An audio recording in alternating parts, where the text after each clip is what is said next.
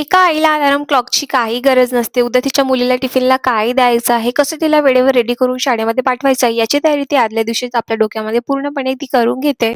जेव्हापासून क्रिशाची ॲडमिशन शाळेमध्ये केलेली आहे, तेव्हापासून माझं रुटीन पूर्ण चेंज झालेलं आहे. सकाळी लवकर उठणं, तिला उठवणं, ब्रश करवणं, अंघोळ करवणं, रेडी करून शाळेमध्ये पाठवणं, सध्याच हे माझं रुटीनमध्ये सुरू आहे. आज टिफिन पॅक करताना थोडा कमीच टिफिन पॅक केला, कारण की टीचर्स लोकं म्हणतात, की जास्त खात नाही शाळेमध्ये, थोडं कमीच टिफिन पॅक करून तुम्ही पाठवत जा. टिफिनला छोटे-छोटे रव्याचे पॅनकेक दिले आणि यांच्यासोबत तिला शाळेमध्ये पाठवलं, कारण की ती आज घरी होती म्हणून त्यांनी सोडून दिलं. त्यानंतर स्वयंपाक करायला घेतला. सर्वात आधी वरणाला तडका दिला. त्यानंतर भाजी करायला घेतली. भाजी मला मिक्स व्हेजची करायची होती म्हणून सगळी चॉपिंग मी करून घेतली. त्यानंतर मसाला रेडी केला. त्यामध्ये फुलगोबी, वाटाणे घातले आणि थोडंसं पाणी टाकून शिजू दिलं. साइड बाय साइड पोळ्यासुद्धा केल्या. त्यानंतर उरलेली कामं करायला घेतली. ज्या दिवशी मी पोछा नाही मारणार, त्या दिवशी मला अजिबात घरामध्ये फ्रेश नाही वाटत, म्हणून मी डेली पोछा मारत असते. काल मी दळण दळून आणलं, ते मी आज ठेवायला घेतलं डबा वगैरे वॉश करून. चला लाईक आणि फॉलो करायला विसरू नका.